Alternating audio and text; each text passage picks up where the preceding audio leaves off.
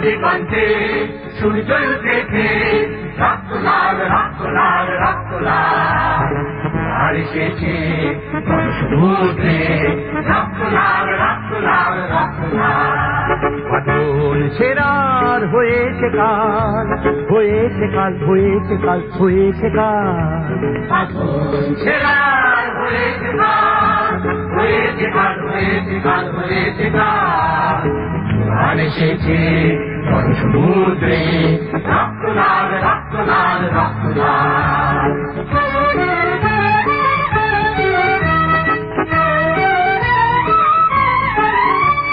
শোষণের দিন শেষ হয়ে আসে।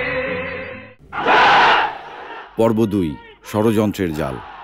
১৯৭১ সালের মার্চ মাস বাঙালির জন্য উত্তাল ও ঐতিহাসিক মাস।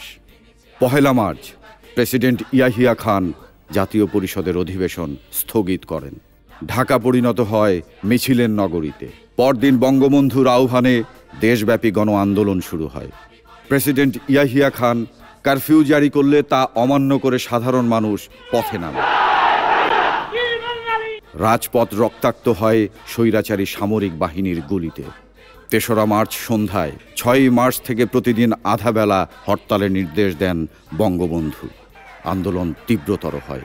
২ দিনে শুধু ঢাকাতে মৃতের সংখ্যা দাঁড়ায় ১২১। ৫ তারিখ লেফটেন্যান্ট জেনারেল টিক্কা খান পূর্ব পাকিস্তানের গভর্নর ও সামরিক আইন প্রশাসক হয়ে ঢাকায় অবতরণ করেন।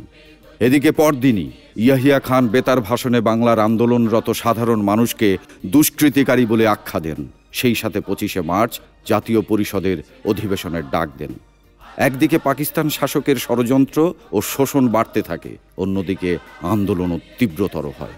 রেসকোর্স ময়দানে বঙ্গবন্ধুর ঐতিহাসিক ৭ই মার্চের ভাষণে উদ্দীপ্ত আলোড়িত হয় আপামর বাঙালি সমাজ। এবারে সংগ্রাম আমাদের মুক্তির সংগ্রাম, এবারে সংগ্রাম স্বাধীনতার সংগ্রাম। বঙ্গবন্ধুর আহ্বানে সাড়া দিয়ে সারা দেশে সর্বাত্মক অসহযোগ আন্দোলন শুরু হয়। ৯ মার্চ সরকারিভাবে ঘোষণা করা হয় যে কয়েকদিনের মধ্যেই ইয়াহিয়া খান আলোচনার জন্য ঢাকায় আসবেন। দেশব্যাপী অসহযোগ আন্দোলন অব্যাহত রাখার জন্য শেখ মুজিবুর রহমান এক বিবৃতিতে ৩৫টি নতুন নির্দেশ জারি করেন। ১৫ই মার্চ কড়া সামরিক নিরাপত্তায় ইয়াহিয়া খান ঢাকায় আসেন। তার জেনারেলদের নিয়ে গণহত্যার গোপন ষড়যন্ত্র করেন।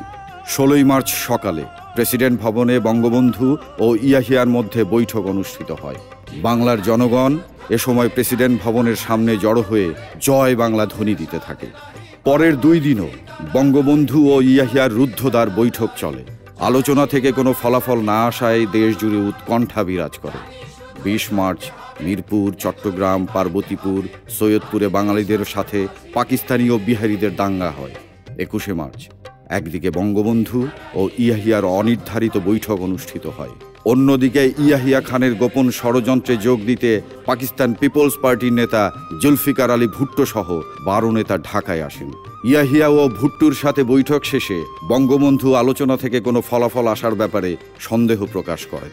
২৩ মার্চ বঙ্গবন্ধু তৎকালীন বাংলাদেশের বেসরকারি প্রশাসনের সদর দপ্তর ধানমন্ডির ৩২ নম্বর সড়কের বাড়িতে আনুষ্ঠানিকভাবে বাংলাদেশের মানচিত্র খচিত পতাকা উত্তোলন করেন। ২৪ মার্চ বিহারি ও পাক বাহিনীরা বাঙালিদের উপর নারকীয় নির্যাতন শুরু করে। সবার অলক্ষ্যে চলতে থাকে অপারেশন সার্চ লাইটের চূড়ান্ত প্রস্তুতি। বাঙালি জাতিকে ইতিহাস থেকে নির্মূল করার বীভৎস ষড়যন্ত্রের জাল বিস্তৃত হতে থাকে।